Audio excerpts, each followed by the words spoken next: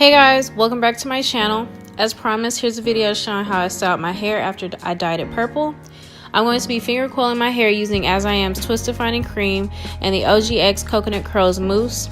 I really love these two products together because my hair is left feeling super moisturized, and I definitely need that right now during the winter.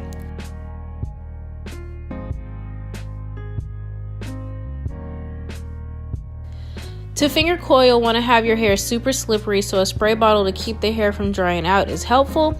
Just make sure you twist small sections around your finger until it's completely twisted, and you can either let your hair air dry or you can sit under a dryer, and that's really it. Sometimes I'll separate a few pieces if they're too large, but for the most part I leave my hair as it is.